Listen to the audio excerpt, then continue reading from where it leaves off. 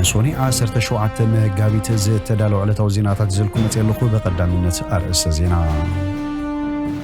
وتري إثيوبيان إيرتران كوميتي زمدنات وصاي سنة أمريكا يشغل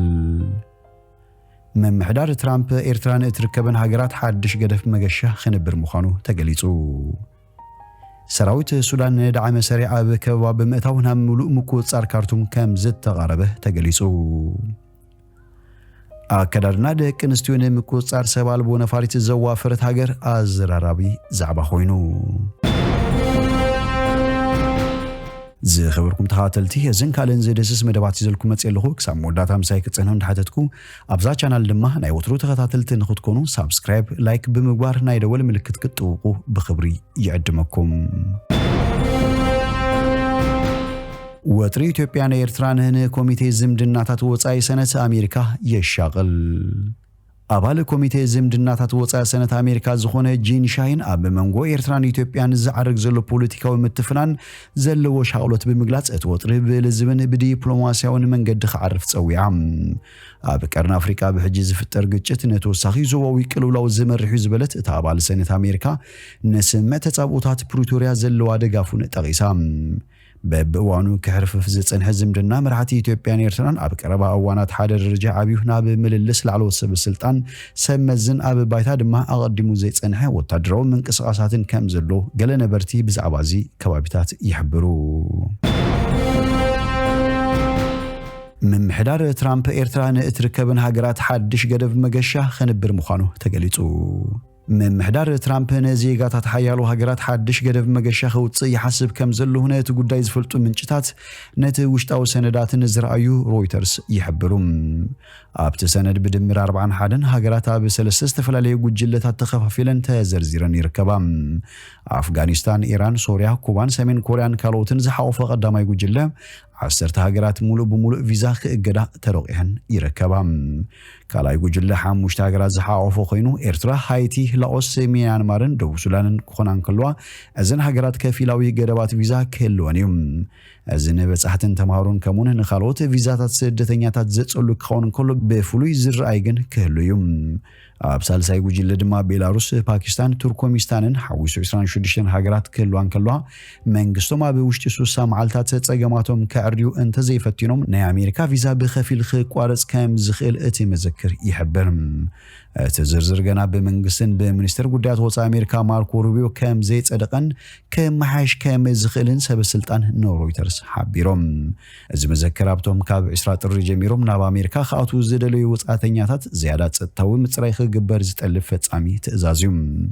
እዚ ትእዛዝ ዚና ሓያሉ አባላት ካቢኔ ሚኒስትርታት እቲ ጸጥታዊ መርመራታቶም እኹል ስለዘይኮነ በኸፊል ወይ ሙሉእ ምእጋድ ከጋጠመን ዝኽእል ሃገራት ዝርዝር ከቅርቡ ሓቲቱም ኣብ እዋን ቀዳማይ ኤብረም ምሕዳር ትራምፕ ኣብ 2017 በብዝሒ ኣስላም ካብ ዝነብሩ ሃገራት ዝመጹ ተጓዓዝቲ ዝተገበረ ከፊላዊ እገዳ በትራምፕን ሓገስቱን እገዳ ኣስላም ተባይሉ ተጸውዒ መንባሩ ኣይርስዓን ቅድሚዚ 14 ኣዋርሕ ኣብ ካሊፎርኒያ ከተማ ሳን برناردينو دحرز تفتصم متقاتي ترامب مرحتنا يتنت متقاتي اتوابعن زتبال اسلامويان هاجرات نتخونتات كساب زردا ناب امريكا اسلام مولو بمولو كياتو تصوي نيروم اتابتي مذكرت توش زلو حدش قدبت بريزيدنت حقتات ايميغريشن كتصنق قال لحري زاتو زسب زلويم اب تقمت 2023 ترامب كاب وشمت قازه ليبيا سوماليا سوريا يمن كمون كالوتن ጸጥታና አብ ሐደጋ ከእትዋይ خلاين زبلن ቦታታት ቪዛ ከድርት ቃል አቱኔሩም በተወሳኺም ምሕዳር ትራምፕ ናይ ገለ አብ ወጻይ ዝተወልዱ ምሩቃት ዩኒቨርሲቲ ናይ ኢሚግሬሽን ኩነታት ክስረስ ይጽራሎም ሓደ ኻቡ መሐሙድ ኸሊል ዝተባሃለ ምሩቅ ዩኒቨርሲቲ ኮሎምቢያ ኮይኑ ኣብ ዝሓለፈ ዓመት ተግባራት እስራኤል ኣብ ቃዛን ምኹናን ኣብ ቀጽሪ ዩኒቨርሲቲ ተቃውሞታት ዝመርሐዩም ጸሐፊት ድህነት ሃገር ክሪስቲያኖ ነኤም በዓረብያ ብዝሃበቶ መግለጺ ኣብ አሜሪካ ንምንባርን ንምምሃርን ቪዛ ንምርካብ ፍሉይ ተዕድልቲ ክትብል ተዛሪባም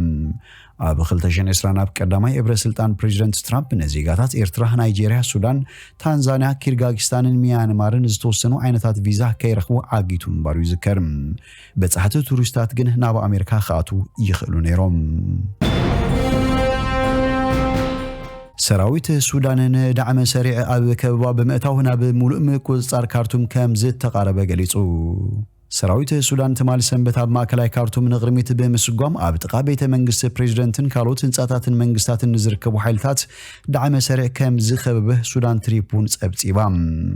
ኣዛዝ ሰራዊት ሱዳን ናስር አልአዲን ዓብድልፈታሕ ብዓረቢ ኣብ ዝሃቦ መግለጺ ሰራዊቱ ንዝተረፉ ክፋል ካርቱም ዳግማይ ንምንዛዕ ዘካየዱ ዘሎ ሳልሳይ ምዕራፍ ስርሒታት ናብ ምዝዛም ገጹ ከም ዝተቃረበ ገሊጹ ትማል ሰንበት ኣጋምሸት ወታደራት ካብቲ ዝነበሩ ንደቡባዊ ካርቱም ምስ ማእከል ከተማ ዘራኽብ ድልድል አልሑርያ ብምምራሽ ነቲ ቅድሚ ሕጂ ብዳዕመ ሰሪዕ ተታሒዙ ዝነበረ ኣገደስቲ ከባቢታት ከም ዝተቋጸሩ ነቲ ሰራዊት ዝድገፉ ምንጭታት ሓቢሮም ኣዛዚ ቦጦሎኒ አልባራቢን ማሊክ አልማሲባህ አቡ ዛይድ ኣብ ዘርግሖ ቪድዮ ወታደራት ሱዳን ፋሚሊ ክለብ ካርቱም 3 ከምኡን ካርቱም 2 ዝበሃሉ ቦታታት ብምቆጻር ናብ ቤተ መንግስቲ ፕሬዚደንት ንምብጻሕ ቆሪጾም ተላዒሎም ከም ዘለዎ ገሊጹ ቀጺሉ ኣብኡ ሓቢዮም ንዘለዉ ወታደራት ዳዕመ ሰሪዕ ክጸራርግዎም ምዃኖም ተሓንዩ ኣዛዚ ዳዕመ ሰሪዕ መሐመድ ሐምዳን ዳጋሎት ማል ሰንበት ምሸት ኣብ ዝወጽኦ ቪድዮ ሓይልታቱ ካብ ቤተ መንግስቲ ፕሬዚደንትን ከባቢ አልሙግራን ከም ዘይወጹ ገሊጹ ኣብ ሓያሉ ሰሜናዊ ከተማታት ከዓ ተወሳኺ ምጥቃዕቲ ከም ዝፍጸም ኣጠንቂቖም